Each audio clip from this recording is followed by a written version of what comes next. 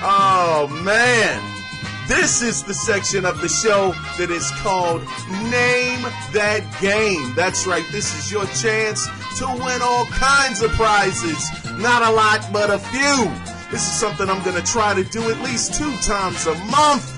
So whenever you guys hear this music, you know that it is time to go ahead and have a chance to name that game. That's the name of this section right now. We're going to start off every show when it's a show where prizes will be, given away. So stay tuned for this music and let's see if you, the listener out there, can name that game. I don't know if y'all are going to get this one. This is for some old school gamers out there, man. So look, listen up. We're going to play the track right now for your chance to win, courtesy of Mr. Goosens, a copy of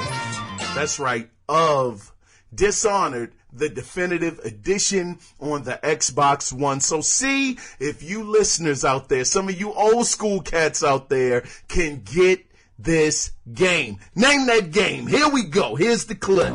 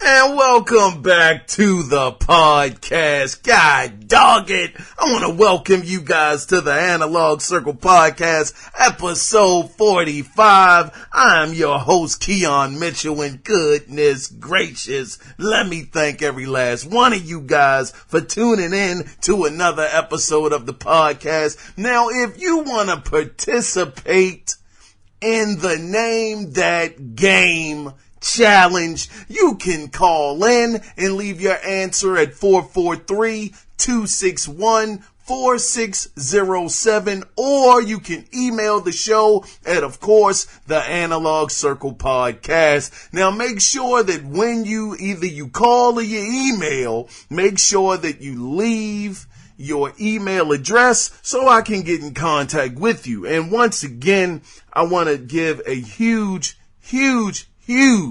shout out to Mr. Jonathan Goosens for being kind enough to have given away a code for Dishonored, the definitive edition on the Xbox One. Thank you so very much. But for you guys that may want to check out some previously recorded podcasts, you can go over to SoundCloud, Stitcher, iTunes, Audio, Mac, and I don't know where else.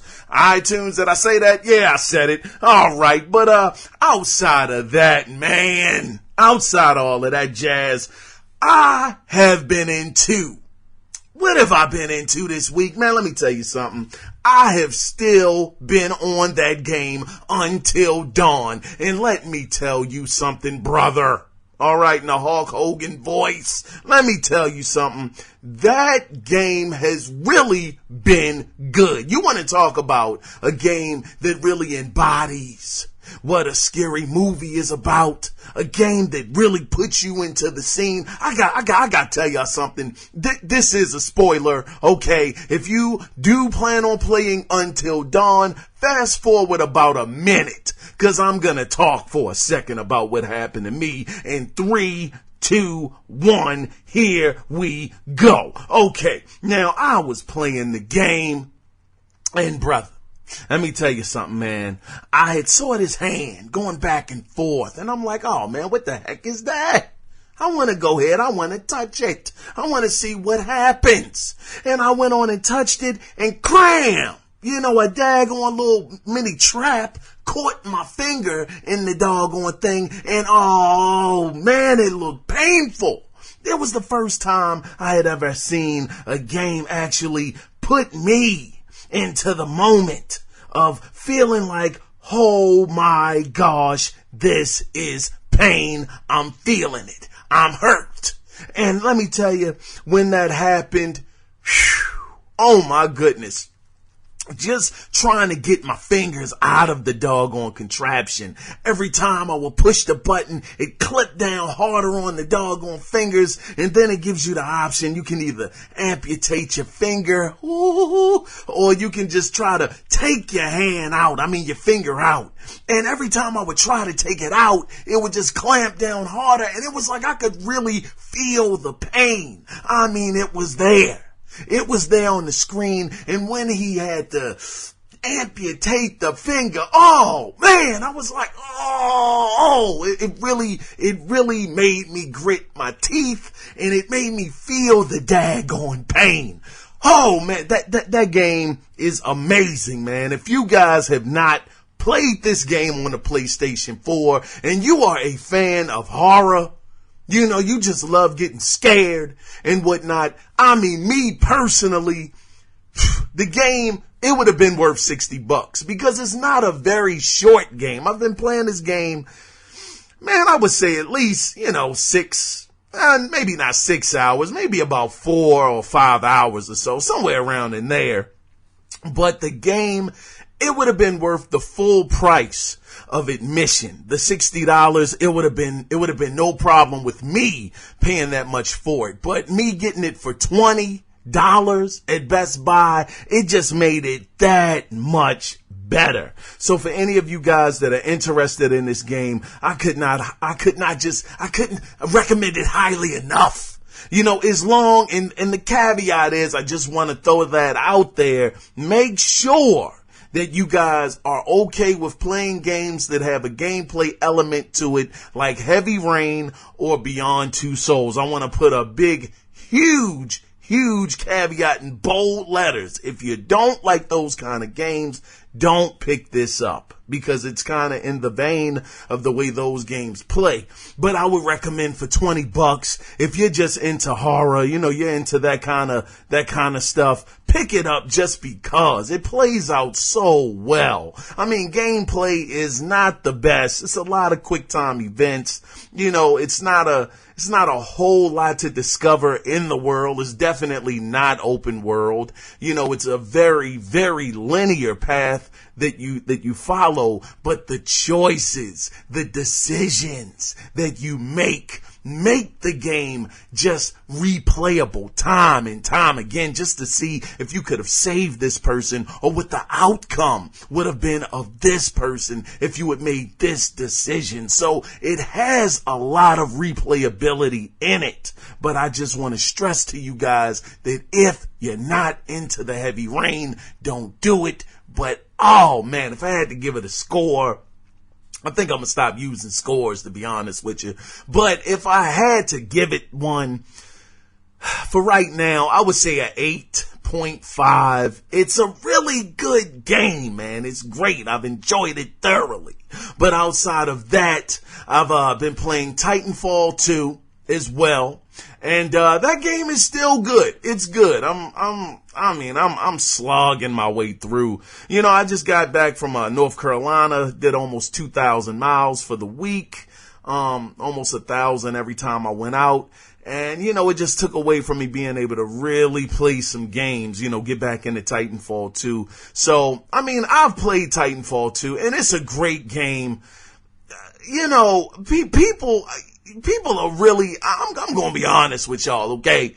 People are hyping Titanfall 2 up as like the absolute greatest game, first-person shooter of all time, or the greatest game ever made. Don't get me wrong, man. It is a darn good game. It's a very, very good game. And I was talking high praises, giving it high praises on the last podcast. But the more I play the game, it's still a great game, but good grief, man. I think people just, I don't know, the hype is really, really over the top to me on Titanfall 2. It's solid, it's good, but if I had to give it a score, I would give it a solid 8. I don't know if I could give it a 9, 9.5 or a 10. That's a little overkill. 8 is where I'm at with it. Some of you guys might not agree, but me giving it a 8, it is a solid game. I think an 8 is a solid score, which is why I'm giving it that. And you might be saying, well, why the heck would you give Until Dawn at 8.5, like 0.5 points higher than Titanfall 2? The fact of the matter is basically Titanfall 2 is at its core no different than any other first-person shooter. The thing that separates it is its verticality, being able to run on the walls, being able to do that and actually jumping from one wall to the next seamlessly in a first-person shooter is something we have never gotten before. And Titanfall 2, quite honestly, gets it right. But at its core, I've seen this kind of game 100 times over. Yes, it has the mechs. You can jump in the BT and be the mech and shoot, and it's great. It's a great concept. But at the same time, it's like Call of Duty. It's like Battlefield. It's a first-person shooter, and I enjoy it, and it was worth the price of doggone entry. It was worth it. But for me, I will give it an 8. Until Dawn, it was something that, you've seen with Heavy Rain, and you've seen Resident Evil try to do it, the horror type of genre. But this is the first game to me that I think really nails it. Just put the nail in the coffin. This game really embodies what it is to have a scary game. I genuinely was jumping, nervous, very worried about what the next move was going to be. It gave me different feelings that I had never had in a game before in this genre. So that's why I give it a 0.5 higher, because it gave me something that I haven't seen or, experienced in such a long time, and never on this level. As far as being scared, and this level of nervousness, man, it's incredible. So I've rambled on way too long, but listen, man, let's just go ahead and get into, god dog it, the gaming news that went down this week, starting out with a little bit of VR. Yeah, there have been an unexpected, this is something that's quite quaint, as you might say. There have been an unexpected trophy list, a trophy leak for a 2K spin-off game called NBA 2K VR Experience. Now, this appears to be a basketball-based minigame compilation. Now, no release date has been given or any price point. So for any of you guys that are NBA players or NBA 2K fans, not players, but fans of the series, look out for this. I actually played NBA 2K. I was playing 16. I didn't get 17 yet. Game is cool, man. It's a darn good basketball game. The thing I hate about it, though, is that daggone timing your shot. Because there was times, man, I know I timed the darn shot perfectly, and I still missed. But overall, the game is really good. 2K16, it's old now. 2K17, I probably will not buy, because 16 just didn't do it 100% for me. The daggone, what is it? The road to the NBA or whatever it is. Man, that thing was whack. All right, it was whack. Spike Lee, you're better than this, brother. I don't know what the world kind of breaks they put on you about the story, but it's the typical same boring story. Brother comes from the PJs, he makes it to the league, and he has these different problems with his family, with his friends, people becoming leeches. I mean, man, I just wasn't feeling it at all. I mean, good grief. I mean, there are brothers that come from, good households that don't just live in the projects to make it to the NBA. I get so tired and sick of that same stereotype. Spike Lee, you're better than that, brother. You should have done better. Moving on. Now, PlayStation VR. This is really cool, man. PlayStation VR has made Time Magazine's list for best inventions of 2016. Now, the reason why it made the list, because you might be saying, you got to be kidding. It made the list. Yes, it made the list. And the reason why it made the list is because typically you would have to pay. Now, this is Time talking. They said typically you would have to pay $800 for the headset and a computer powerful enough to support it. Sony's PlayStation VR, by contrast, is designed to work with a console that millions of people already own. And they also scored the only video game related item on the list. So kudos to Sony. PSVR, you guys have made the Times Magazine list for best inventions. I really hope that Sony can stick with this. I hope that other people, it looks like everybody is jumping on board with VR. I was a big fan of the demo that I played of the Shark Tank demo. I thought it was really, really cool. It was dope. But I told you guys before, if it wasn't for the $500 price tag, if it was like about $300, which would be the sweet spot for me personally, I would have picked it up. I would have been an early adopter. But that $400 and $500 price point, it just doesn't. That's not for me. Not at all. So once it drops down in price, I'll be happy to get one. And it seems like right now that the PlayStation 4 Pro is the best option if you want to have PSVR. It will work on the original PlayStation 4, but it seems like if you really want to get the best experience, that elite experience with VR on the PlayStation, you will need the Pro. So hopefully the prices will drop. Once the price drops, I'll be happy to jump on board. Moving on to the next story. Now, this was really cool because a lot of people have been clamoring for this. So, for the first time in franchise history, it looks like a Pokemon game will make its way to a home console. Now, no other than the Nintendo Switch is the console that it will be on. Now, Pokemon Sun and Moon are out now, but looks like a game is making its way to the Nintendo Switch that's under development under the name Pokemon Stars. Now, the title of the game suggests that it could be a combined version of Sun and Moon, similar to the way Yellow was a combination of red and blue. Now, the game will also allegedly feature connectivity with the handheld versions, allowing you to transfer Pokemon between the two via the Pokemon Bank app. Now, the game is supposed to release in 2017. So this actually makes a lot of sense. I know a lot of people have been saying, man, if Nintendo was just to make a home version of Pokemon, they would be on the one.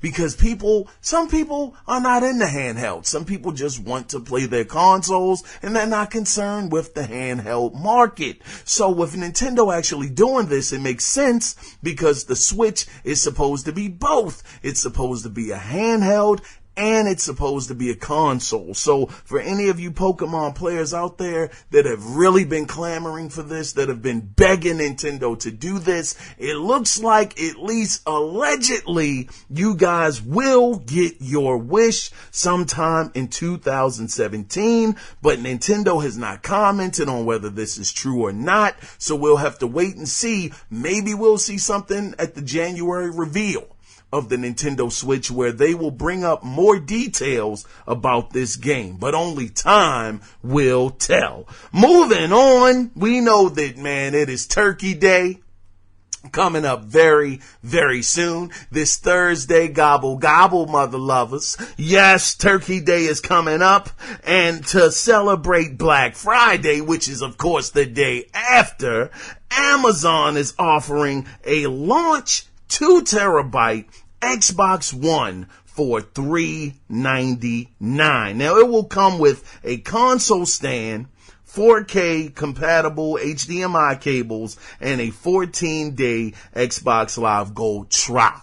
Now, some of you might be saying, well, wait a minute, brother, where are the games? You know, Microsoft has been selling these Xbox Ones with games. Where are the pack-ins? Well, unfortunately, on this deal, Amazon is not offering any pack-ins, but I guess their thinking on it is it's a 2 terabyte hard drive. It comes with the stand to make it stand vertical or whatever, and you get 14 days of Xbox Live Gold. I mean, hey, I don't know if that's a good deal. I mean, it sounds okay, but you know, who knows? To me, I would say just get the external hard drive like myself. If space is your problem, and space is something that you're most concerned about, and it's space that has you wanting to get another Xbox, an Xbox One S, I would say do not do that. Don't get a brand new console. This 2 terabyte is $400. I told you guys I bought a 4 terabyte hard drive for the Xbox One, an external one for $150. You can actually go on Amazon. You can go on eBay and pick this hard drive up brand new, 4 terabytes for $150. So if you guys just want the One S for the 4K video, that's one thing. But if you want it just because of hard drive space, don't waste the money. Get the external 4 terabyte Seagate hard drive. Moving on. Now, this is a great year, actually, man. This year, not only did the Xbox 360 turn, what was it? What did the 360 turn? 11 years old this year?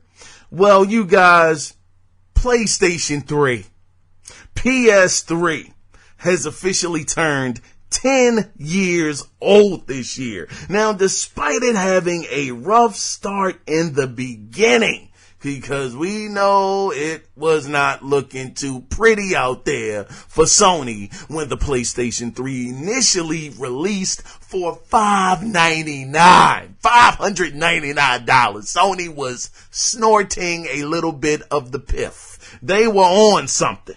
But it seems like, despite that, the console was able to sell over 80 million units. And to me, you know, that is an amazing feat, because the one thing that I always remember, and you guys probably remember this too, was, for me, the PlayStation 3 will always be remembered as the console that you would go out and get 2 jobs to buy.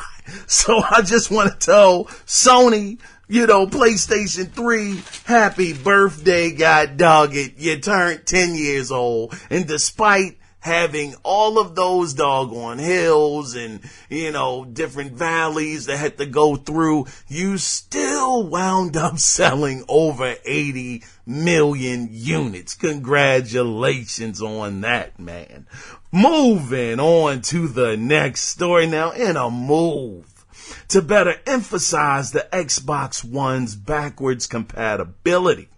Microsoft appears to have altered the older game's packaging to match the new console. Now, this was discovered by Reddit user Divon Greedy 8, who saw the new game boxes at a retailer. Now, the game's covers now state explicitly that they work on both Xbox One and 360 consoles.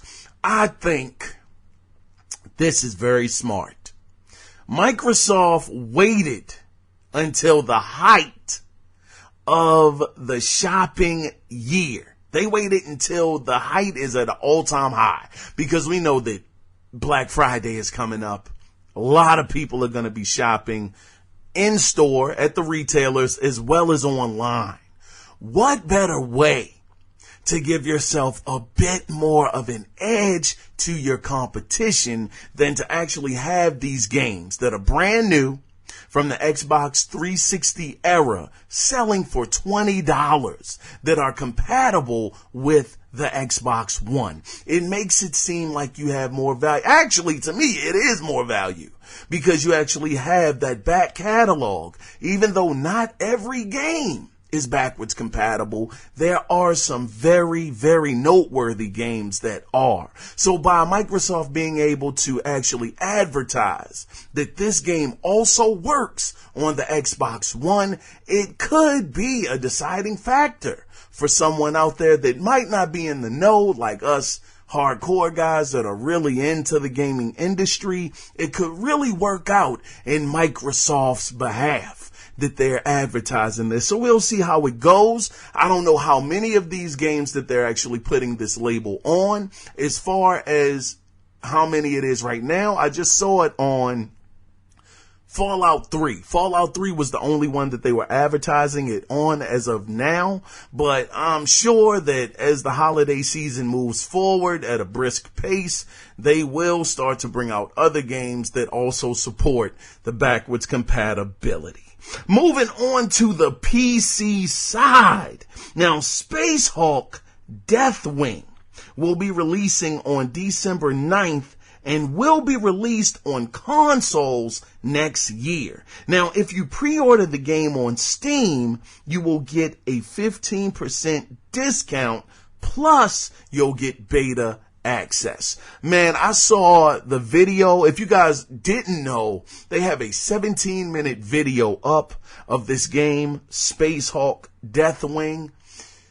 Wow, the game looks really, really cool. It's a first-person perspective shooter. I don't know if it's a first-person shooter per se, but you get to control your other squad mates, give them other orders, have them go around. I actually posted this video in the Analog Circle Facebook group. If you guys want to check it out over there, just come on and join the group. We'd be happy to have you. But if you don't want to join the group, just simply search out for the Space Hulk Deathwing trailer and it'll come up. You PC guys, this game has been on PC for I don't know how long. I remember seeing Space Hulk back in Babbage's, man. I mean, for any of you guys that are old enough to remember that store, that's pre-GameStop era, man.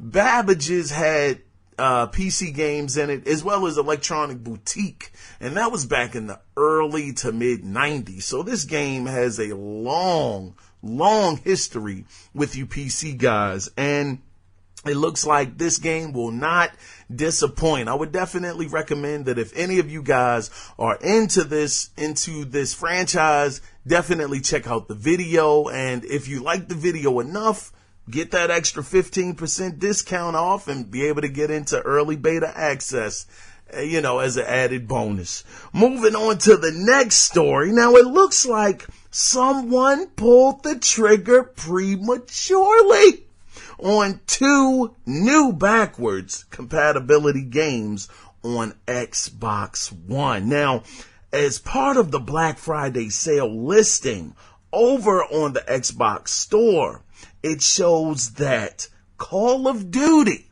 Modern Warfare 3, and the Elder Scrolls 4 Oblivion are to be made backwards compatible But at this moment, they are unplayable. So people were asking, actually a guy had went to Twitter and asked Mr. Major Nelson, what is going on? Why can't I play this game? He said, we did this in an error. It was something that was done in error. That was Major Nelson's reply. Now, if anything has shown us, if history, actually, I said if anything, if history has shown us anything, usually when this happens, it's a pretty clear-cut sign that it's going to happen eventually. Remember when the guy actually saw Red Dead Redemption on the store and they kind of pulled it? You know, and said, oh, no, that's nothing. Look at the right hand. Don't look at what the left hand's doing. No. They tried to go ahead and say it wasn't happening. And of course, a little while later, bam, it was right on the store. So I think that this is the same thing that's going to happen. I'm sure since these are two pretty big games, these are two really, really big games, actually, from last generation. I'm sure they want to have a bigger rollout for it. So at least for now, they're not compatible with the Xbox One, but just keep your eye out because I truly believe that eventually, somewhere closely down the line, they will be released. But moving on to the next story. In an interview with Glixel, Respawn. Oh man, Respawn. I just talked about that game. I do like it. It's a good game. I really enjoy it. But CEO Mr. Vince Zampella was asked if there would be another Titanfall. His response was, and I quote, I don't know yet. The game is critically a huge success. We're really happy with all the reviews and the positive sentiments, sales. It's too early to tell. We definitely like to tell more of the story and the universe. I think it's pretty safe to assume that we'll explore more of it. Now, one interesting thing Mr. Zampella said in an interview back in October was, and I quote, the Titanfall series is not necessarily meant to be a trilogy. So that made me think right there, well, hey, maybe, how is he supposed to know, first off, that the game was going to be as popular and get these great reviews and, get all of this love, man, from different game players out there? Of course, you never know that. That's always the dream, that your game will be embraced by the gaming community and people will back it and they'll support you. But, maybe they just weren't expecting that to happen. And, who knows? Maybe on the other side of that, maybe he truly did not think of it as being, a 3-part series, because you got to remember Titanfall actually has a game that's available on the mobile space. I believe it's a card game, something where you're dealing cards or something like that. So maybe they just want to tell the story, maybe in the universe, but maybe not using the same characters. The BT might not be in the next one. Who knows? But right now, like you said, it's a little too early to tell. But as far as EA's feelings on the franchise, EA's publicist that goes by the name of Devin Bennett said that the publisher is committed to the franchise. I don't know what that means. I guess they feel like they're gonna support it. Maybe they're not going to take them out into the pasture and, unfortunately do what happened to Old Yeller. That daggone movie really moved me. I was hurt when Old Yeller could not live. It was a sad moment, but I'm really hoping that they don't do this to Titanfall, because me giving it an 8 does not mean that it's a bad game, because now we live in an era where if you give something an 8, it's horrible. It's bad. It's not even worth my time. It's like, man, whoa. I'm not saying that at all. I would love to see this game flourish. I think that it brings something different enough to the first person shooter what is it called? The first person shooter, whatever. I can't think of the name of the genre. The first person shooter genre. I think it brings something to it that's, kind of special, but, I just don't agree with these 9.5s and 10s. I can't quite get with that. But, it's a franchise that I would love to see flourish. I mean, I enjoyed the playing as the Titan BT and playing as the actual soldier as well. It was a fun time, or the pilot as they're called. But we'll just have to see how it goes and if Titanfall will get one more shot, because I guarantee you, if EA gives up on them and they say, hey, look, we can't back you guys anymore, I guarantee you that somebody out there, some publisher, will pick them up in a heartbeat. It could be Ubisoft. It could be, Sony with their studio. It could be Microsoft again, giving them another shot. Somebody's going to pick them up. I mean, somebody that has a big enough name, 2K, might even pick them up. Who knows? But I don't think that they will have a problem getting another chance at doing another Titanfall because of the success of this game. Now, numbers wise, maybe not so much. Maybe not a success. Some people may call it a flop. But sometimes word of mouth, actually not sometimes, all the time, word of mouth will get you more play than these different reviewers or people in these magazines or online websites. Because if you hear from a friend, a personal friend, that this game is worth picking up, that they enjoyed it, it'll make them say, okay, all right, well, I'll go ahead and get it too. So I think that that's where Titanfall is going to get a lot of its sales, from word of mouth. So hopefully they'll get another chance at it. They did an excellent job at the game, and hopefully this franchise will continue. Moving on down the road. Oh man, speaking of Ubisoft, God dog. Ubisoft, very interesting story, guys. Listen to this. Ubisoft is working on a Mario. That's right. Listen, a Mario RPG crossover with raving rabbits. Gotta clear my throat. With raving rabbits, allegedly. I mean, can you believe Ubisoft working on a Mario game, doing a crossover, RPG crossover with raving rabbits? Now listen to this. This report was received by Laura Dale. I don't know her, but she sounds okay. I don't know that either for real. But Laura Dale. Now, the game's plot will feature an invasion of the Mushroom Kingdom by good and bad raving rabbits, with a new rabbit, Bowser, acting as the main antagonist. Now, Yoshi and a playable rabbit character will both be in the player's party alongside a number of several other characters. It's also being said that a demo will be available for the press when Nintendo reveals the game in January. How crazy and insane would that be? That they would give the rings. Now the report did also say that Nintendo will be looking at Ubisoft very, very closely as they're developing this game, this crossover game.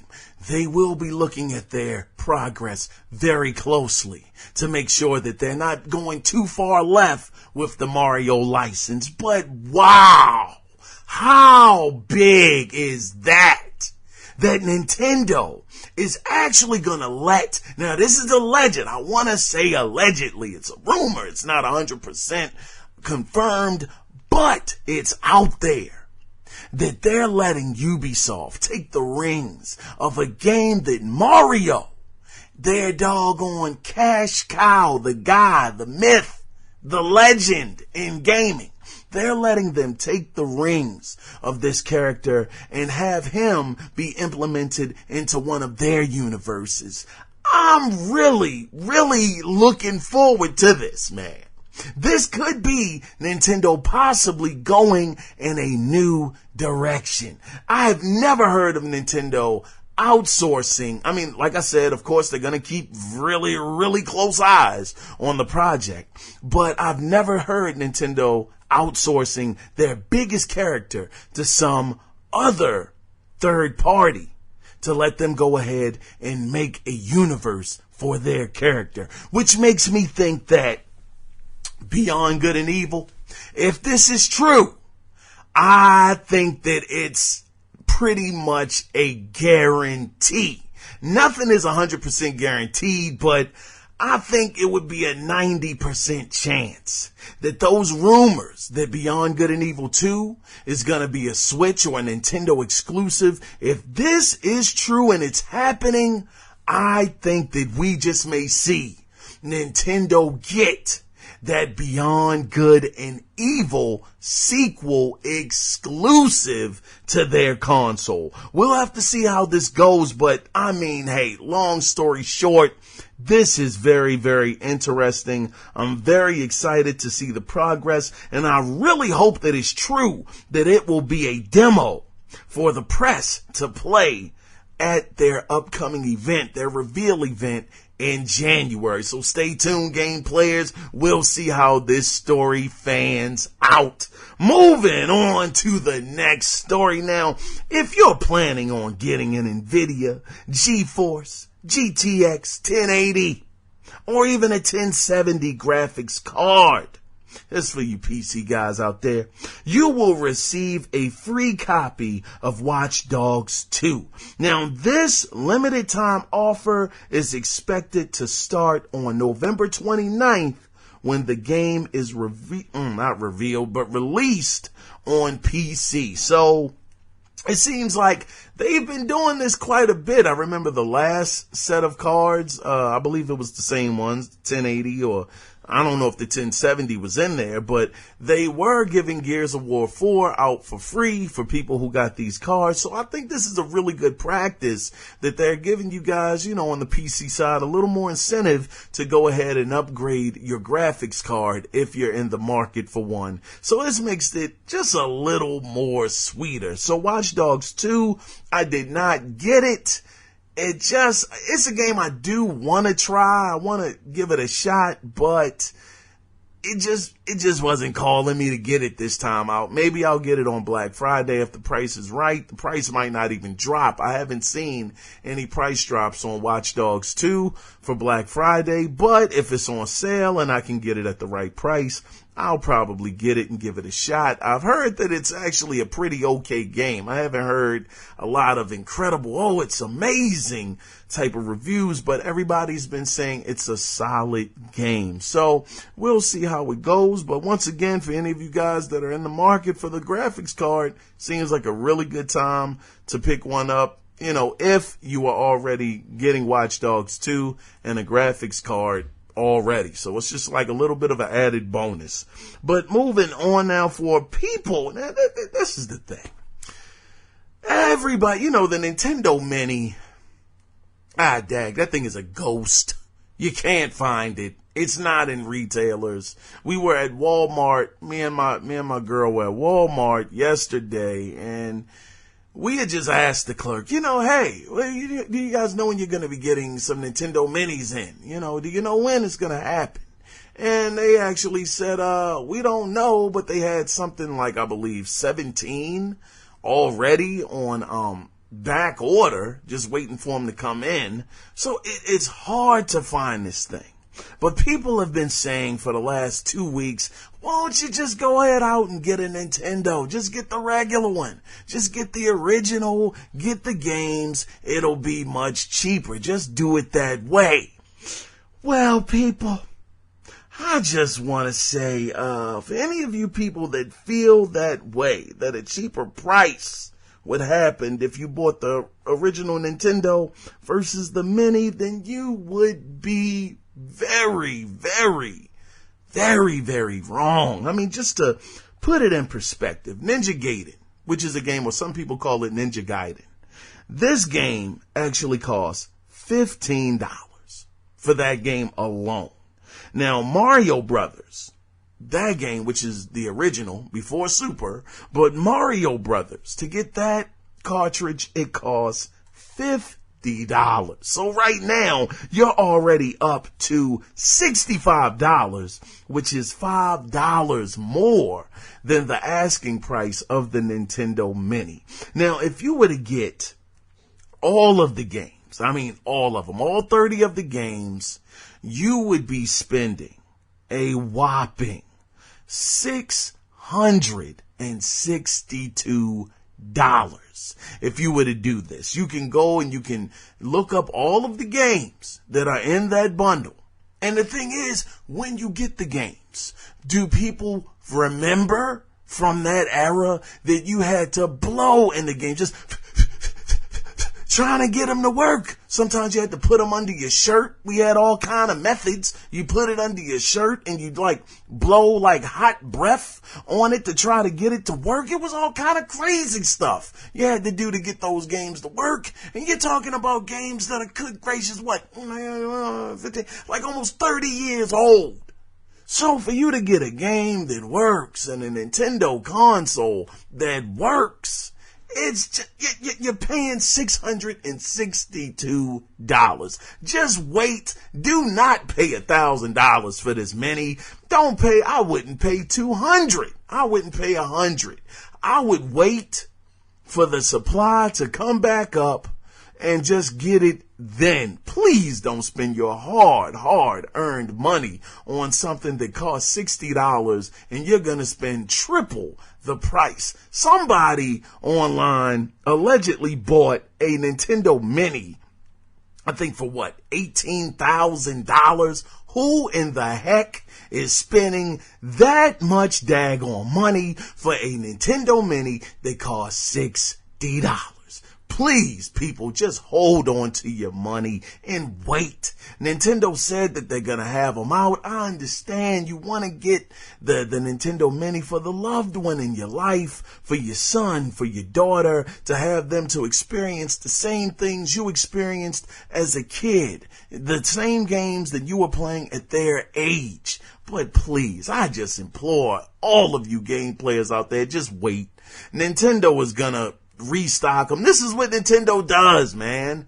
You know what it is. It's the false demand. It's the oldest play in Nintendo's playbook. They always put out a small amount to make the artificial demand, to make it the hottest selling item, because people are so fearful that once they see it in the store, oh, I better pick it up. It's going to end up missing. I better get it now. That's what Nintendo does. So just wait, people. It's going to happen. They're going to have it out there. But please, once again, don't spend your hard-earned money. Don't put it all in one place. I'm sure you could get your loved one something else that they would love just as much. So please, don't do that. But moving on. Now, if you're looking forward to Resident Evil 7, GameStop is selling a collector's edition that will include the base game, a 8-inch mansion music box with accompanying LED effects, LED effects. Now, actually, I want to let you guys know that the music box actually doubles as a mansion as well with the LED effects on it.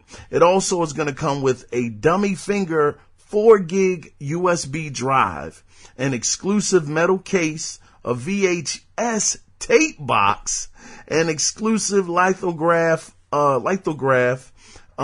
creepy note, I don't know what that is, and a premium packaging for the price tag of $180. God dog. Now, the game releases January 24th. So for any of you guys that are interested in this collection, please go over to your local GameStop and just be ready to pay $180. I actually saw the pictures of it. If you guys want to, of course, just use your Googles, buddy, and go over there and just check it out for yourself to see if it would be worth your money. But I actually saw it. And it actually looks really cool, man. It looks really, really nice. For anybody that's a RE fan, a big Resident Evil supporter, and they love the games, they give you a nice amount of stuff. So it's not a bad value. $180. Yes, that's a little high, for me, but some people are really into the collector's edition. So if this really speaks to you, then once again, just go to your local GameStop and, pick it up, and I'm sure you guys will definitely enjoy it. Moving on to another story, a sadder story, unfortunately. Adrift, it was the actual, the virtual reality space game from developer, I believe, 310. Unfortunately, the game has been canceled for Xbox One. Now, according to the game's creator, Adam Orth, he said that you should get a refund immediately if you have pre-ordered the game. So this was a game that actually came out to the PC space, as well as the PlayStation 4. And it was supposed to come out on the Xbox One, but it has, as I just read, sorry I'm repeating myself, but it has been canceled, unfortunately. So, man, sorry for any of you guys that were looking forward to the game. My condolences on this one not making it to the console. But if you do have a PlayStation 4 or PC, then, you can at least play the game over there. But also on a side note, just make sure that if you did pre-order the game, that you did get your refund. Moving on to the next story. Now, you can actually download. This is for some Doom fans out there. Doom came out this year. I still have that game, and I have not touched it yet. I know it's horrible. It's terrible. I need to get into the game. I know. I played the demo, and it was amazing. That's what made me get the game in the first place. But I have not actually played the game itself. But for any of you guys that are out there that are Doom fans, you can actually download a side-scrolling version of Doom for free. Now, I want to let you guys know that this was a school project made with Game Maker software. Now, the website, if you want to go ahead and download the game, it's actually a very short, game. It's not like a full-length game, but if you guys want to check it out and you guys are Doom fans and maybe wondered what Doom would have looked like in a, from a side-scroller point of view, I want to let you guys know this looks like it's around like between maybe, it's probably around like 16-bit, somewhere around in there. So if you guys are interested in downloading this, it'll take up 11 megabytes of your hard drive space on your PC. But you can go over to www.nddb.com. That's, once again, www.ndd as in Derek, B as in boy.com. Go over there, check it out, and enjoy. I don't think it's gonna require a 1080 to run. So definitely check it out. But moving on to the next story. Now, it seems like Sony seems to be in a bit of a giving mood right now. Now, this is for users in North America who purchased a PlayStation 4 Pro. They are actually receiving a $10 in free PlayStation Store credit from Sony. Now, the credit is available via users' important notification screens titled "Welcome to the Best Place to Play" and can be redeemed against any purchase on the PlayStation Store, including games, TV shows, movies, and more. Now, this promotion will run until November 30th. Now, I think that, this is really, really cool of Sony to do. I'm sure that this probably has to do with a little bit of the debacle that has been going on with people's TVs, where they haven't been able to get the picture, or it's been a black screen and you got to actually go into the settings or something like that to actually get it together, to actually get the 4K resolution to run through your PlayStation 4 Pro. I think this is Sony just saying, hey, It wasn't a smooth transaction. You guys might have ran into a couple of bumps in the road. So we just want to give you guys a little something for your trouble. Here's $10. Take that. Enjoy it. Hopefully you can get something nice on the Black Friday deal that they're having. So I think this is really cool. It's a nice gesture. Some people, unfortunately, will never be happy with anything that you do. They want you to give them 3 games to make up for the debacle and all of this stuff. It's not even really a debacle, because you have to understand that it is your job, not trying to sound harsh or cold or unfair, but it's your job as a consumer to do the research, to figure out if the TV that you own is compatible with the PlayStation 4. Does the HDR work? Is it compatible at the end of the day? Just do a little bit of research, read about it and just see. So, I mean, Sony's trying, man. They're giving you guys $10 free, just for buying the console, going through the pain that you're going through. Once again, they didn't say that this is the reason. I'm just, coming up with that answer. I could be wrong. Maybe it's the holidays and they're pumped up to just give away some money. I don't know, but they're trying. $10. Go ahead and just spend it. Get yourself something nice for some money off. But moving on to the next story. The Game of the Year nominees. You know what? We're going to skip that. We're going to skip that game nominees thing. I put that in there, but nah, we're going to skip that, man. I don't even want to talk about that. We're going to talk about that at the end of the show, at the end. But, moving on now, if you're looking forward to playing Mass Effect Andromeda, then BioWare Beacon are taking applications for the multiplayer beta. Now, for the chance to be selected, you have to be an EA account.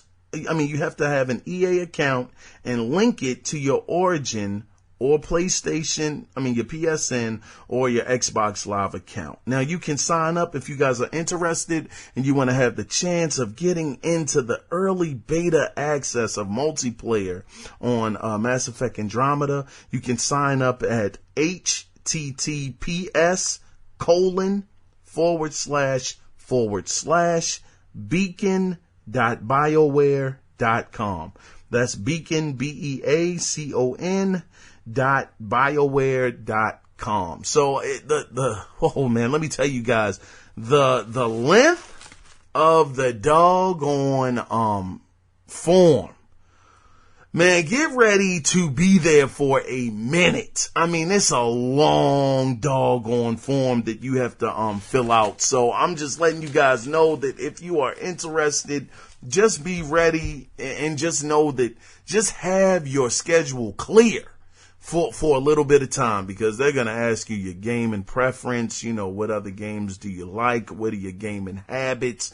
Just get ready for a lengthy application to get into this early beta access for the multiplayer. But moving on to the last story this week, Amazon, which is a really, really cool. This is really, really dope, man. Listen to this. Amazon will be hosting its first esports event on its app store. Now, it will bring together 16 of the industry's top video game streamers who will compete for shares of $100,000 in cash prizes.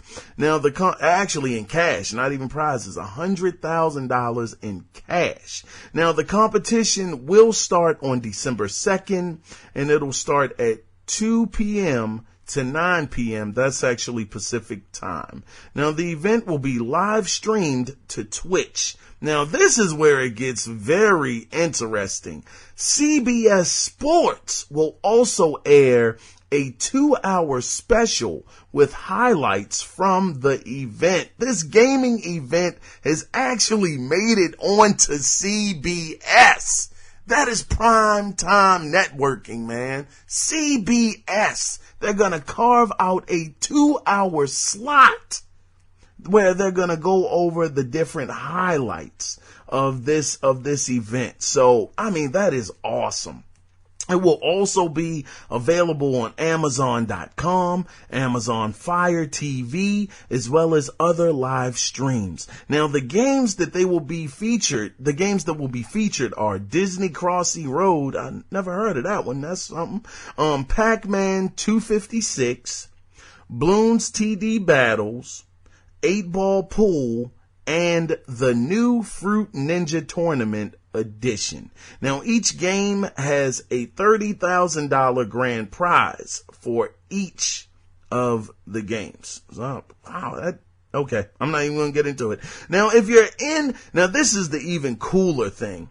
If you're in the Las Vegas area or you want to attend the event, you can actually attend the event for free.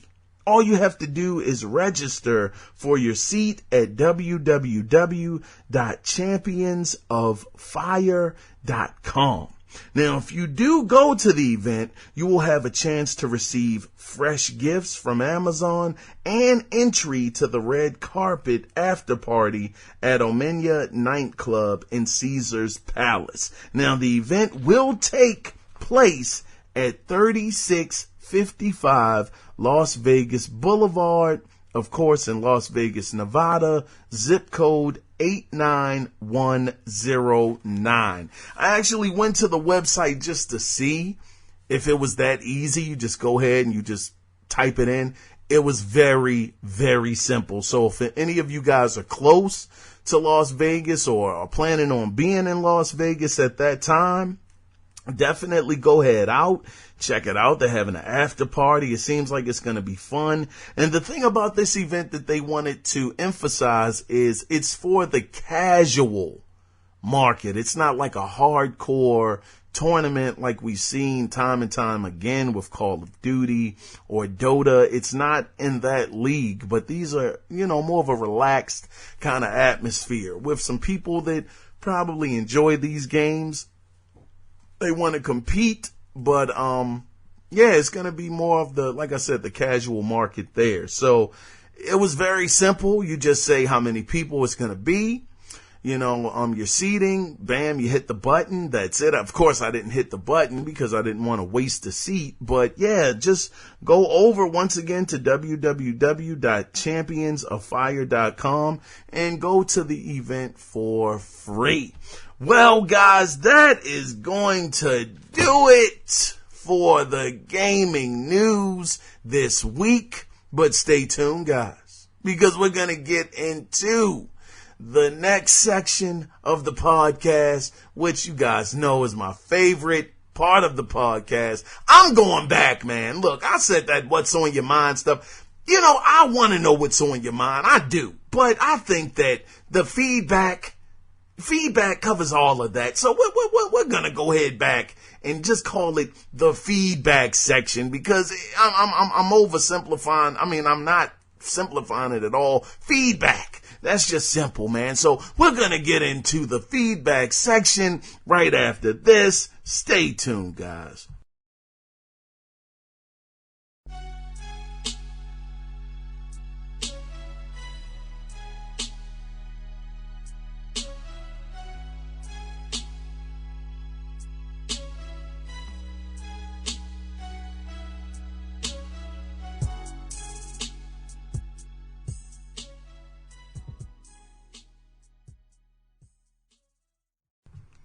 And welcome back, guys. Welcome back to the feedback section.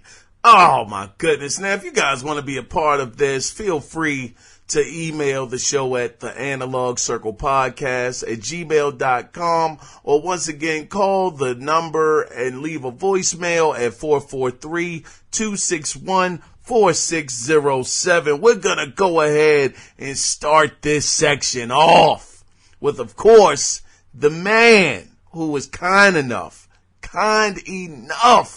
to give the podcast a free copy of doggone Dishonored, the definitive edition for the Xbox One. He says, let's see, where is it? I had actually thanked him, and he was just so cool, man. He was like, think nothing of that code. I wish I could say it was a code for Dishonored 2, but it is just the first game on Xbox One. That is huge, man. Thank you so much. And that is actually the first donation that the podcast has ever gotten. So, round of applause, man, for Mr. Goosens. Thank you. Oh, man, let's get into this brother's email. He says, though now the end of the year has been crushed. Wow, what happened? He says Capcom Vancouver announced that Dead Rising 4's co-op does not include the campaign. What?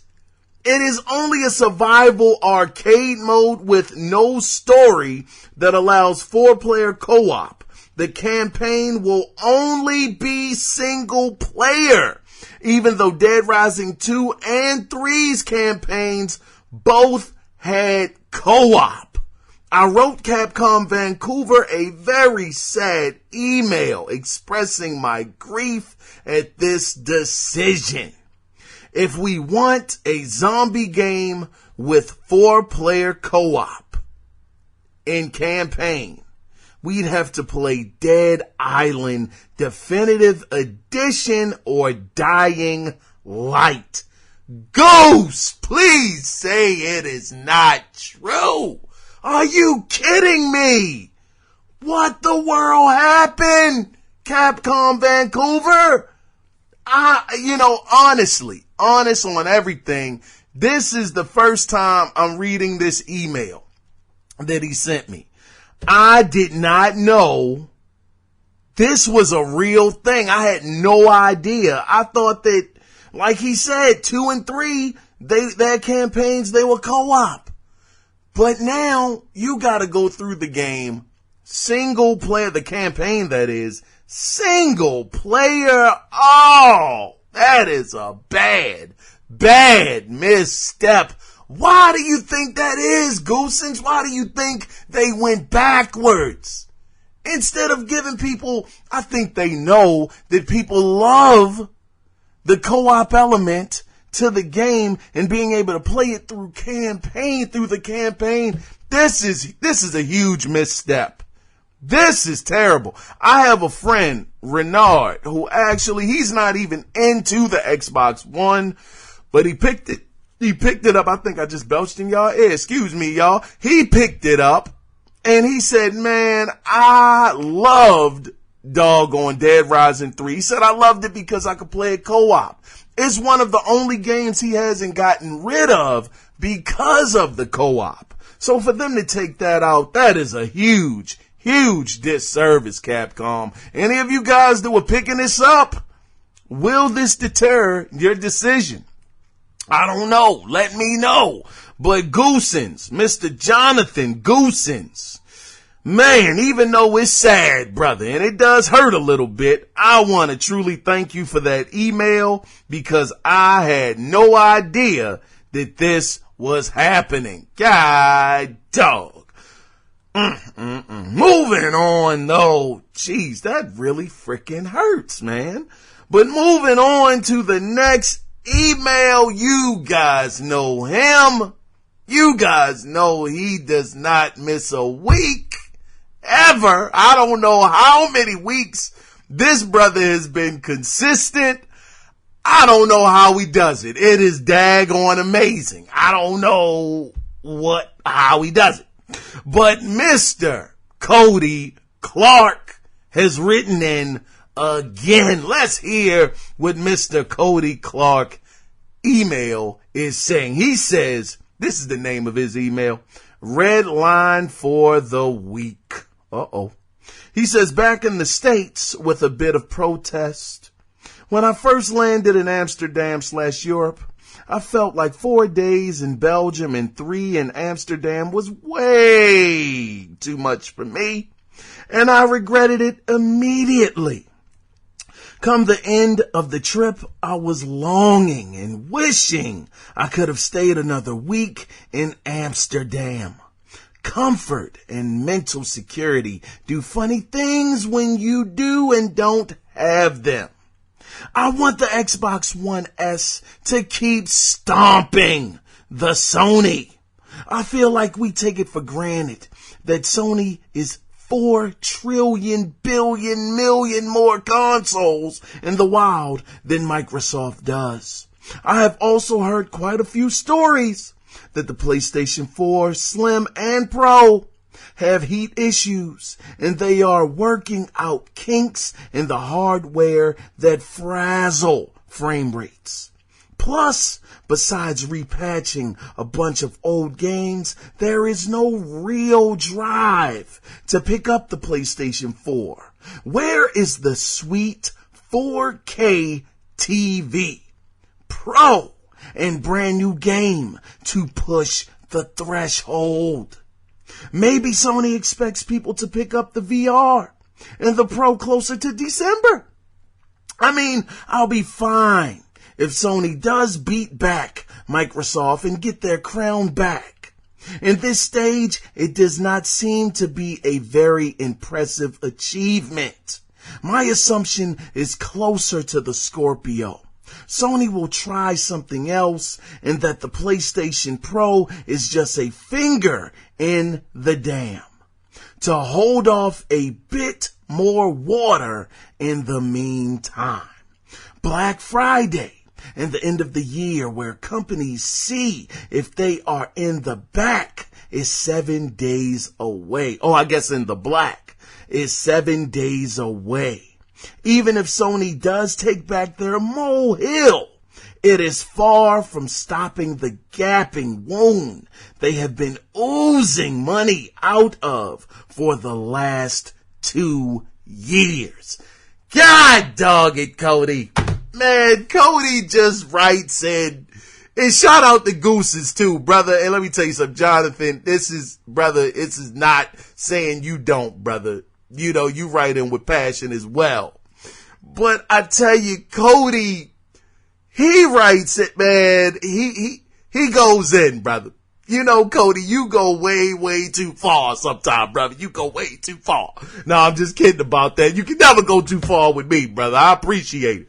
But I gotta tell you, man, thinking about it, and you guys might remember a couple of weeks ago, I was saying, man, I'm really thinking about getting this PlayStation 4 Pro. I'm kind of itching. I'm kind of getting the scratches for this console, because I see a console and I'm like, I ain't gonna get it. And then I see it a couple more times. I start getting the shake, start shaking and whatnot, and, just getting the cold sweats. But, I tell you, you might be right about this one though, Cody. I mean, you get the 4K support. I don't have a 4K TV. That's the biggest hindrance for me.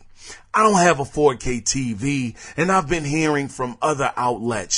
Shout out to the Weapon Wheel podcast. Shout out to Throwdown. Shout out to, what's another podcast? God dog it. It's another podcast that I listened to. They were talking about it. They were talking about it's just not worth it if you don't have the 4K TV. Game Enthuse talked about it. Shout out to Aaron and those brothers over there. And I respect the honesty that if you don't have a 4K TV, don't invest in this console. But if you do have a 4K TV, it is a good investment. For me, like you said, Cody, you said it right, brother. You said the right thing. Where is that game that's gonna make me jump up and say, hey, I need this. This is something that's way above what I've seen the PlayStation 4 do. I need this game.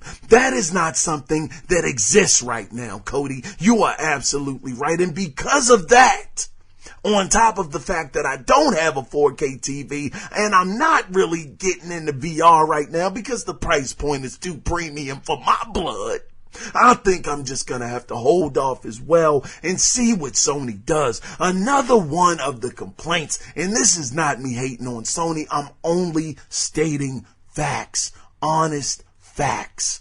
The other thing that I've heard about Sony is they don't tell you. Some games, I've been told that Tomb Raider does it the best. Tomb Raider tells you exactly what you're getting, what the pro is taking away, and what you're gaining from having the pro. I've been told that a lot of other games don't necessarily tell you what you are getting, what the benefit is that you're receiving by having this PlayStation 4 Pro. The game boots up and it doesn't tell you what you are getting. It just, boom, you don't have any options on some of the games. So I think that Sony, if they want to sell this, and I really, I'm rooting for Sony. Because the thing is that people hate fanboys. They want to see a company sink. They want to see them out of the game. That's the last thing you want to see. Have you seen Madden? Have you seen the Madden ship? Have you seen that? It has been innovation here and there, but they're not pushed. They're not being pushed because why? They're the only football game on the market. If you had 2K, NFL 2K football out there, I guarantee you that Madden would get ate up. I'm saying it right here, right now. Back when 2K was making football games, they were eating Madden up with presentation and all of the different options that you had. People just love Madden for whatever reason. I guess because they grew up on it and they loved it. But I was a 2K fan. Then you look at 2K basketball, NBA 2K versus NBA Live or whatever they was calling it. EA was calling it basketball game. They changed the name up, but it tore it out the frame. And the reason why is because they just pushed the envelope further. If you have one console maker, just one guy out there running the industry, it is not going to evolve. So I get tired of these people saying, I want Nintendo to go away. I want Sony to go away. I want Microsoft to leave the game. I want everybody to succeed because they make each other better. So, hey, if Sony isn't getting it right now, I'm very positive that they'll get it together later on. But they have to give people a reason, give them upfront incentive to buy this console. Cody is absolutely right. You have to put that game out there. You have to tell people this is the reason why you want this console. This does this, and it doesn't do this on the PlayStation 4. This is the only place you can get this experience. So Cody, my man, I truly thank you for writing in again. Man, thank you for writing into the podcast again. And Mr. Jonathan Goosens. Oh, man, you were so kind. I know I've said it about 4 times now, but you don't know, brother. That means so very much that you gave a copy away of a game that you own digitally. So I truly thank you, Jonathan, for your support. I thank you, Cody, for your support. Thank both of you guys so very much for writing into the podcast. Thank y'all. But moving in to the final section of the podcast, you know I gotta ask y'all questions and get your feedback. I got to ask y'all, do you guys agree with this Game of the Year list? Matter of fact, we can take it a step further. Do you agree with the gaming list, period? You know what? Let's just go down the line here. I got some notes. Let's see. Okay, for Game of the Year, you got Doom. I think that's good because that game was excellent. You got Inside. Oh, I can vouch for that. That joint was dope. I loved it. But then you have Overwatch. You know, I kind of do a Scooby-Doo moment like, you know, where the heck did Overwatch come from? I don't agree with that. You got Titanfall 2 on the list. That's a little shaky too. I don't know if I agree with that either. I don't know. Overwatch, I just don't agree with. But Titanfall 2, I don't know, man. I thought it was better games out there. And then you got Uncharted 4, A Thief's End. Without a shadow of a doubt, Uncharted is the best game. I mean, I'm not going to say it's the best game on the list, but it's in there. It deserves to be in there. Me, I don't see why couldn't Gears 4 be in there for Game of the Year? I just don't, I don't know why. I mean, it makes me question a couple of things. Gears wasn't good enough. I mean, we could say that, what was the other game? Quantum Break, yeah, it was a little questionable, a little bit. But good grief, I don't know. Do you guys agree with this Game of the Year list? You know, that is the question. But since we're going down this rabbit hole real quick, let's just see what else has made it to the list of games this year for the gaming awards. Now, best game direction, you got EA Dice for Battlefield, you got id Software for Doom, you got Naughty Dog for Uncharted 4, and you have Respawn for Titanfall 2. Here we go! 4 out of the same 5 games back at it again. Best game direction. I don't know about this. Best narrative. Man, I'm so daggone out of whack. I'm saying things wrong. Best narrative. You got Firewatch. You got Inside. You got Mafia 3. And you got Oxenfree. I think Mafia 3 needs to win that, brother. I think that needs to win. That daggone, say what you want about the game. It's not an excellent game, but daggone, the narrative is dope, man. But you got best art direction. You got Abzu is up there. Firewatch. Inside. Overwatch, what the world? I don't get this. And then you got Uncharted 4, A Thief's End. Who do you think should win that category? If I had to say, I'd say Inside. Heck of an art direction if you ask me. But moving on to the next section, best music / sound design. You got Battlefield 1, you got Doom, you got Inside, you got Res Infinite, and you got Thumper. I don't know.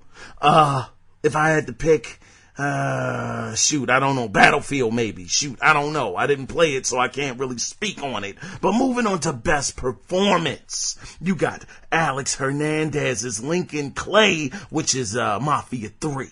You got Sissy Jones as Delilah from Firewatch. You got Emily Rose as Elena in Uncharted. Whoa, wait a minute.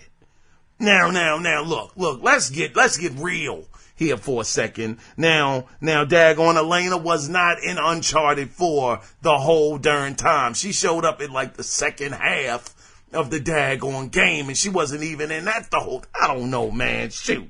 Man, let's just move on. Nolan North is up. Oh, here we go. Nolan North for Uncharted 4. God dog, man. Rich Summer for Firewatch. And Troy, come on, man. Wait a minute. Man, is this even fair? Is this even fair, people? Look at this. You got 3 games. It's 3 games. Out of the 3 games, Mafia 3 got 1 nod. Firewatch got 2 nods. And Uncharted 4 got 3. Got 3 nods as best performance. Man, I think you could kind of switch it up a little bit. I'm starting to see too much of a daggone pattern here. Daggone Uncharted 4 is everywhere. Daggone Firewatch is everywhere. I mean, good grief. I don't know. I don't agree. Mafia 3 gets 1 nod? Come on, man. Anyway, moving on, games for impact, which I just don't understand this category.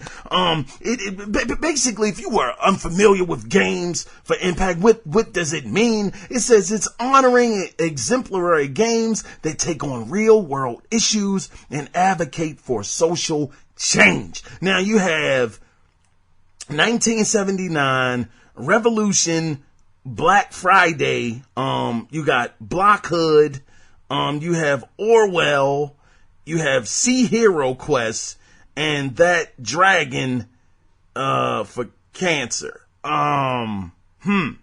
I'm lost, and I don't mind telling y'all I'm really lost. Games for Impact, but that's what they got, people. Best independent game. Now, this is for outstanding achievement in a game made outside the traditional publisher system. You have, here we go, Firewatch again, Hyper Light Drifter, Inside, Stardew Valley, and The Witness. Wait a minute, hold on, brother. Wait a minute. Now, correct me, man, if I'm wrong, because I could be wrong. These things do kind of run together in my brain, but didn't The Witness come out last year? Wasn't that a last year game? I mean, come on, man. Okay, all right, moving on. Best mobile handheld. Now, this is for the best game playable on mobile phones and dedicated gaming handhelds. You got Clash Royale. You got Fire Emblem Fates, you got Monster Hunter Generations, you got Pokemon Go, and you got Severed. Now, I don't play mobile, I can't even speak on that, so that's out for the jury. Moving on to Best VR Game.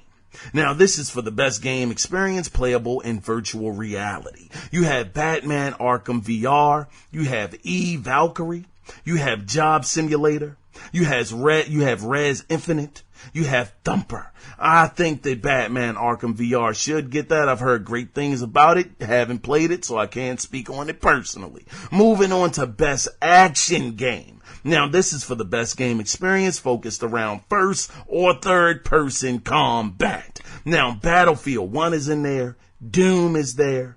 Gears of War 4 did make it for Best Action Game. Okay, all right. You have Overwatch. Overwatch again. How can it be best action? You see, this is the problem, man. And I'm sorry if I sound like I'm complaining. I don't mean to complain, but I just don't understand why these games are. There's some games that are just getting nods everywhere. And Overwatch, I didn't play it, so maybe it's an incredible game. Maybe it deserves these accolades that it's up for. So that is my ignorance. I haven't played the game. I can't speak on it. But man, it seems like a pattern here. I don't know. And then you got Titanfall 2 that's in there as well. Best action game. Anyway, Best Action Adventure Game. Now, this is for the best game experience that combines combat with traversal and puzzle solving. So these are the candidates. You have Dishonored 2, Hitman, Hyper Light Drifter, Ratchet, and Clank. Oh, yeah. And then you have Uncharted 4, A Thief's End. I really hope Ratchet and Clank wins that, man. I am really, really hopeful that that game will bring home something. I mean, the game is too great just to pass by. That game should get some kind of accolade, something, man. Darn. Now, the best RPG. Now, this is the best game designed for rich player character customization and progression, both offline and online, including massively multiplayer. Now, these are the candidates that are up for this award. You have Dark Souls 3. You have Deus Ex Mankind Divided. You have The Witcher 3, The Wild Hunt, Blood and Wine. Now, you guys know. I'm a huge Witcher fan, man. I think it's one of the best games this generation, hands down. I mean, nothing I've seen has really engrossed me in a world like Witcher 3. Just a huge, amazing game. Loved it very much. That game got a 10 from me. It was just that good in my opinion. But why is this up? I mean, didn't this come out last year? Come on, man. You can't count DLC for best RPG. I understand that it's not a lot of RPGs out there right now, but golly, you gotta be a little fair here, man. But, I mean, it's in there. I mean, maybe I'm wrong, but I don't think it should be there. As great of a game as it is for DLC, even though the DLC is long, it's 10, 12 hours. I mean, it's a full length of a game, but you gotta set some parameters here, man. But outside of that, you got World of Warcraft Legion. Then you have Xenoblade Chronicles X. Now, best fighting game. Now, of course, this is for a game designed primarily around head-to-head combat. You got Killer Instinct, The King of Fighters 14, Pokken Tournament, and Street Fighter 5. Outside of that, you have Best Strategy Game, which is best game focused on real-time or turn-based strategy. You have Sid Meier's Civilization 6, which will probably win because people love that game. You have Fire Emblem Fates, The Banner Saga 2, Total War Warhammer, and XCOM 2. Outside of that, have Best Family Game. Best game for playing for family play, including Toys to Life, rhythm, music, dance, and other genres. You have up there for the nominees are Dragon Quest Builders, Lego Star Wars, The Force Awakens. You have, let's see what else is here. You have Pokken Go, Ratchet and Clank, and Skylanders Imaginators. Ratchet and Clank is the only game I can really speak on this list. You guys know how much I love that game. Be fair. Maybe it doesn't deserve 2, but man, I give it 2. I'm gonna be honest with you. I'm being biased as ever right now. But moving on to the next category, which is Best Sports Racing. Now, this is for traditional and non-traditional sports and racing games. You have FIFA 17, Forza Horizon 3 made the list, MLB The Show 16, and NBA 2K17, along with Pro Evolution Soccer 2017. That's a tough category because Forza was excellent this year. From what I've heard, NBA 2K17 was really good. FIFA 17 has a huge following. MLB The Show seems to always deliver. And Pro Evolution Soccer, I don't really ever hear a lot of buzz about that. So this could go either way. This is a good category. This is not a one-sided category. I agree with this. I think this is good. But moving on from that category into Best Multiplayer, this is for outstanding online multiplayer gameplay and design, including co-op and massively multiplayer experiences. The nominees are Battlefield 1, Gears of War 4, Overcooked. Oh yeah? Wow. Overwatch, Titanfall 2, and Tom Clancy's Rainbow Six Siege. Correct me, brother. Didn't Rainbow Six Siege come out last year again? Wasn't that out last year sometime? Why are they putting these older games from 2015 into the daggone category for best games or the awards for 2016? Oh man. Anyway, that shouldn't be there. In my personal opinion, Tom Clancy should not be in there. It should be the other 5 going at it, but who am I? Moving on, most anticipated game. Now, this is an upcoming game that has shown significant ambition and promise in moving the gaming medium forward. You have God of War. The game was dope. It looked good. The doggone joint looked real nice. You have Horizon Zero Dawn. You have Mass Effect Andromeda, Red Dead Redemption 2, and The Legend of Zelda Breath of the Wild. Wow. It's not too much I can say about that. I mean, Red Dead Redemption, that's a tough category, man. I can't say who could win that. That's actually a really good category. God of War, Horizon Zero Dawn, Red Dead, Mass Effect. Yeah, that's good. That's good. That's a good category.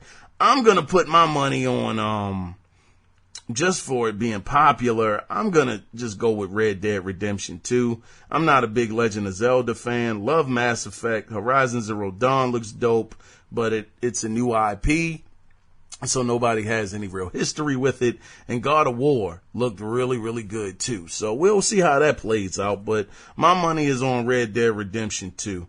Moving on now, this is for a trending gamer. Now, this is for a notable influencer, online streamer, or media personality in 2016. That's right, 2016. Remember that, please. And stop bringing these games up from a year ago on your list, man.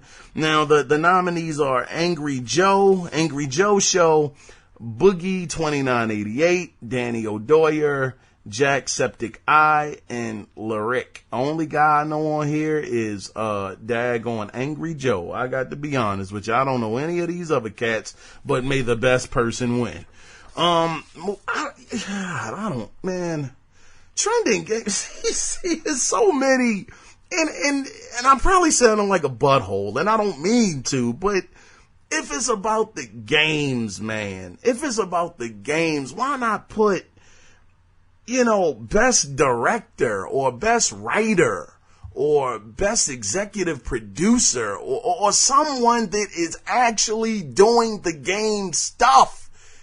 I mean, okay, I understand that these streamers, these YouTubers, they are very important. They're important in the gaming industry because they bring us the content to make people decide, is this a game that I want to get or is this a game that I should avoid? It's people's opinions and they present that to us. And yes, I think that, okay, you should be noticed for that, but do that at the YouTube Awards or the Twitch Awards or something like that. But don't do it at a gaming show and just act like these guys that are writing these scripts or really in the trenches, doing the programming and all of that stuff don't count. You're going to give these guys an award, but won't give the guys that are in the real trenches doing the work any kind of awards. You're just going to give it to their game. I mean, if you want to break it up like that, then I say, take these guys out of it and just keep it strictly about the games themselves. Just games. That's it. I mean, you guys might not agree. Let me know what you think. But moving on, now this is best fan creation. Now this is for a fan created content such as mods, fan films, and other player content. Now the nominees are Project. It's called Projects, that's by A2MR. Then you have Pokemon, this by Pokemon Uranium. Then you have Brutal Doom 64, and Eldrils, The Shards of Order. All right. Now moving on to the next category is Best Esports Player. This is for the esports player judged to be the most outstanding performer in 2016, irrespective of game. Now, you have Faker is up for one. You have Cold Zera. You have Bayuen, who he plays StarCraft 2. The other guy, Cold Zera, he plays Counter-Strike Global Offense. Faker plays League of Legends. Then you have Inflator, who plays Street Fighter 5. Then you have Hungry Box, where they play Super Smash Brothers. I don't agree. But moving on now, the best esports team. Now, this is the esports team or organization judged to be the most outstanding for performance in 2016, irrespective of game. Now, you have SK Telecom, who is T1, League of Legends. Then you have Wings Gaming, that play Dota 2. SK Gaming, Rocks Tigers, which is League of Legends. And you have Cloud9. And that's about it, man. That's about it. The page that I printed out, I'm missing some of the names, but the last category was the best esports game. Now, this is the esports game that has shown creative and technical excellence in 2016 with the best gameplay, community support, and content updates, which is Counter-Strike and Dota 2, which are both, looks like Valve is behind both of those. So I don't know, man.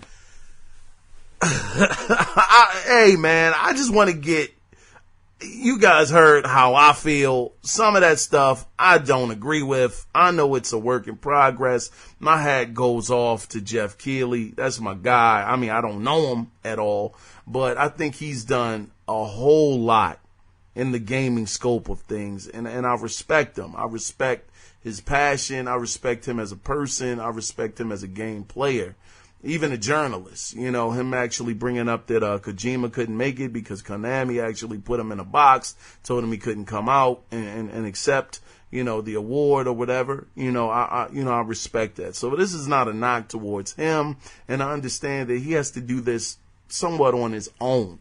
So he has to, I'm sure he has to play ball. Some of these things he might not even agree with. And I know that the Game Awards, it's an early thing. It's still in its infancy. The VGAs were around for many years, and they never got it 100% right. So I know he's going to have a lot of bumps in the road and things of that nature. I mean, despite all of my comments, I'm still looking forward to seeing who actually comes away the winner. I just wish that it wasn't one-sided. So with all of that, guys, do you agree with the video game awards list? Let me know if it was some games that you thought should have made the list, other games that should not have been on the list. If you want to participate in this, you can once again call the number and leave a voicemail. Call the podcast at 443-261-4607 or leave an email at theanalogcirclepodcast@gmail.com. Guys, this was a lengthy show. My apologies. I think I talked y'all ear off, but don't worry, man. Oh, before we get out of here, I want to tell everybody, please have a very, very safe Thanksgiving. Enjoy your family. Enjoy your friends. If any of you guys out there, men or women, are brave enough soldiers to go out there and soldier Black Friday like I'm going to try and do, then I wish you guys safe travels, to the stores. I wish you guys just a safe holiday. Happy Thanksgiving to y'all. And until next week, when we do it again, you guys take care. Definitely, please be safe out there. Bye-bye.